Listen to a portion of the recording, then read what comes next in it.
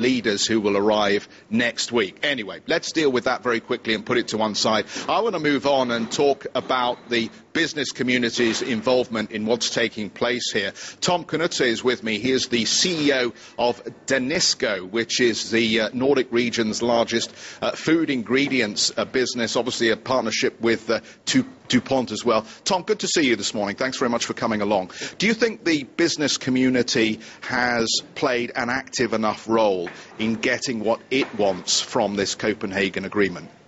I think the business community is trying. I think the business community is really encouraged by finding green technology solutions and make a business model out of it, and explaining to the politicians that if you give us a framework and so we can get some time horizons to it, industry will invest and will come up with solutions that can help us combat climate change.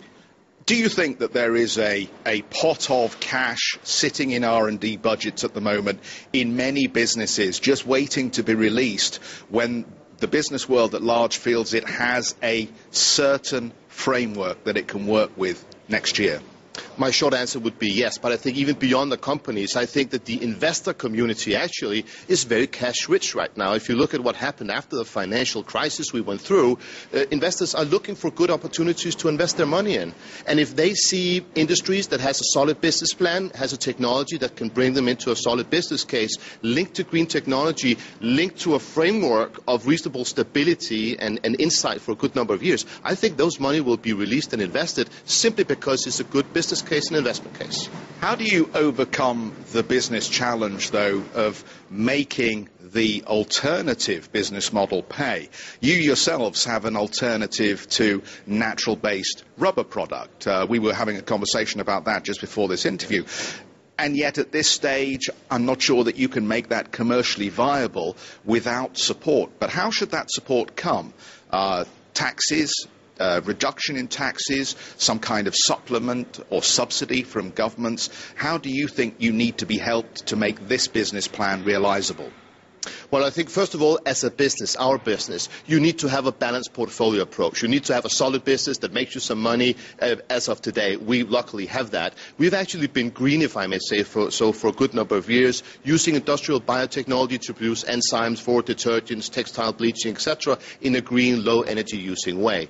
As part of that technology platform, and then I'll get to your question, we're investing in making bioisoprene. We figured out that we can take a fermentation tank and tell Mother Nature to produce this molecule so we can make natural rubber, replacing rubber from the rainforest or rubber coming out of fossil fuel. Now, in doing that, it's pretty risky because we don't know today whether we can make the technology cost competitive to these other alternatives. We're pretty optimistic. We're a good way down the road.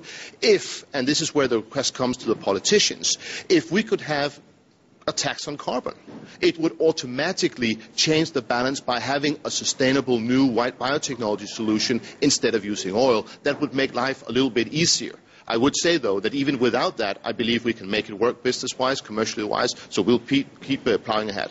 How far are we away from realizing second-generation bioethanol? It's going to happen. We're opening our demo plant in Tennessee in a joint venture with DuPont within the coming month. We have plans to roll out commercial plants in the U.S. in 2012, 2014.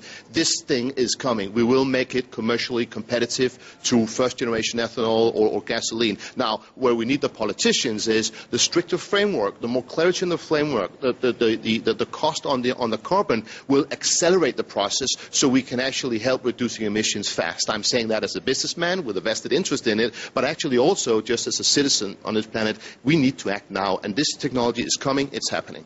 Tom, good talking with you. Thanks very much for coming by our position here. And that's one of the interesting aspects of talking to the business community here, Steve, is that you would expect them to say no more taxes, don't play around with a free market model. But in fact, there are a lot of people that have got money that they want to put in to R&D and creating new business models, but they just believe that one of the ways you could do that is actually start to reprice carbon. So it's an interesting development on that front. Let me send it back to you in London for the time being. Excellent, Jeff. Thank you very much.